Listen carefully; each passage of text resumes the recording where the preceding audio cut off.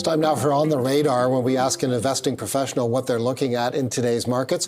Paul Harris is with us this morning. He's with Harris Douglas Asset Management. And one thing he's brought to us is finding opportunities, Paul, in markets where a lot of stocks are 10% cheaper or more than they were just a short time ago. As we noted, the NASDAQ composite is in correction territory. It's more than 10% down from its peak. The S&P 500, which is the broadest measure of the U.S. stock market, not very far off that. It's close to 10% down. Yeah, so I mean, I think that, you know, if you believe in the stock market for the longer term and you want to invest for your retirement and stuff like that, I think you get these opportunities every so often and you have to take advantage of them. And so if you've done your work and you like certain companies, these are the times to look at them, right?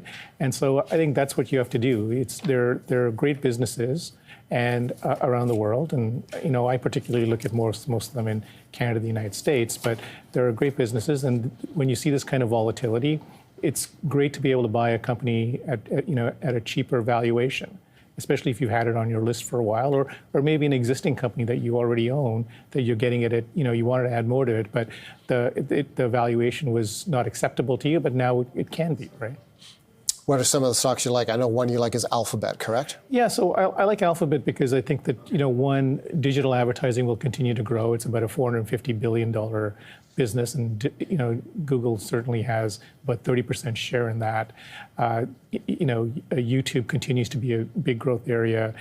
Search continues to be very important. I think the other thing is that, you know, they were talking about Tesla and how they may be getting a license to do robo-taxi and stuff like that.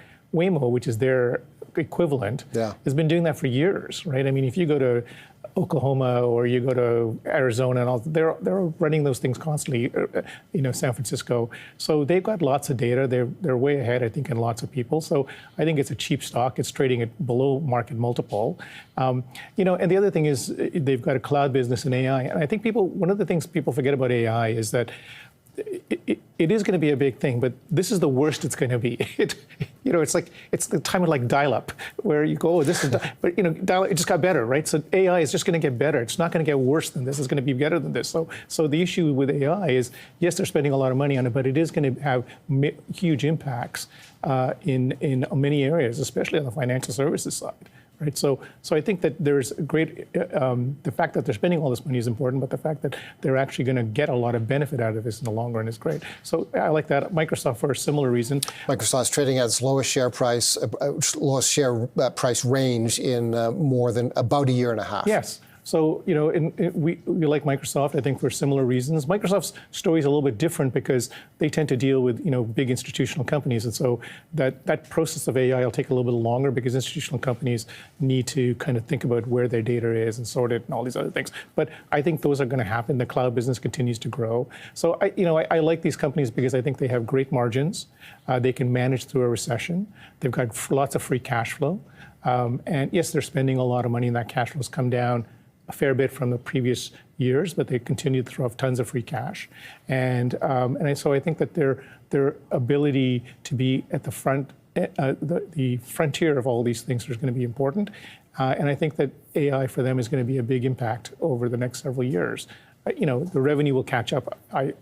I think the revenue is going to catch up relative to the spend they're doing. Some people don't, but I do.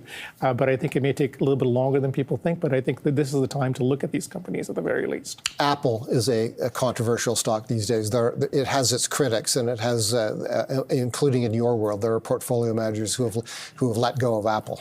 Yeah, so I mean, I think Apple is a company that, you know, first of all, they've got an incredible brand. I think that obviously the iPhone is their biggest product, and I think they've been very slow to think about AI and how it works. But, you know, that doesn't mean that they're not going to be involved in it at all. I think that they are much more, you know, they're tempered when they do these things, and then they come out with a great product. I think there will be an upgrade cycle with their new phones coming out in September, which will have a lot more AI attached to it, and a new operating system. So I think that'll help them.